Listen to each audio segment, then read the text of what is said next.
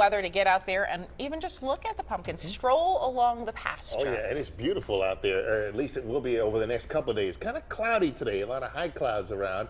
But here's another event that you may want to check out. I plan to be live tomorrow at the Taste of Hoover, Aldrich Gardens. Things kick off at 5 o'clock, enable a chance to sample some of the great eateries in the Hoover area. Things wrap up around 10, and I think temperatures will start out around 75 and end up in the upper 60s. A lot more sun tomorrow than the clouds we saw today. Live look outside. You can still see it looks kind of cloudy there with our live camera, the BJCC looking off to the east. And those high clouds have just been persistent. I think tomorrow, though, they will finally begin to lift and give way to more sunshine. Hey, perhaps you're heading up to Coleman for Oktoberfest. Weather looks pretty good there, too.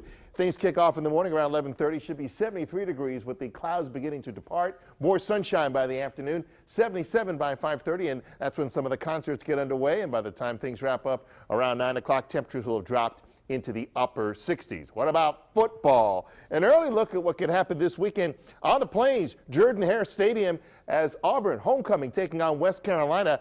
Temperatures start out 74 for tailgaters, 80 for kickoff, so pretty nice weather for that game. And if you're heading up to Kentucky, up to Lexington, as the Crimson Tide travel there for a night game against the Wildcats, temperatures will start off in the 70s and drop into the 60s. So great weather for both of those games, although you might need a jacket heading up toward Lexington. For us for tonight, it's fairly pleasant outside. One thing I've noticed is that there's less cloud cover in East Alabama. That's where temperatures have dropped into the mid-60s as opposed to 70 here in Birmingham. 67 Tuscaloosa, 71 in Brent, where the thicker clouds continue to hang on.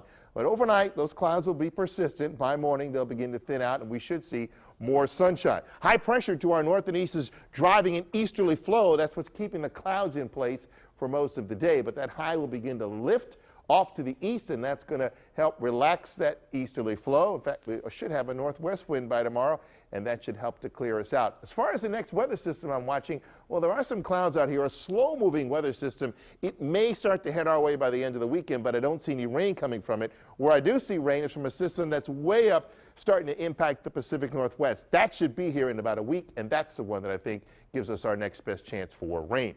For tonight, the high clouds will linger. It should be a mild evening. Temperatures drop to around 60 by morning with a light east breeze. And then for tomorrow, we'll see more and more sunshine during the afternoon, and should be a touch warmer, high around 78 as the northwest wind builds in. I rate the next day's weather on a scale of 1 to 10. It's called the Norman number, and for tomorrow, it zooms a little bit higher, up to a 9.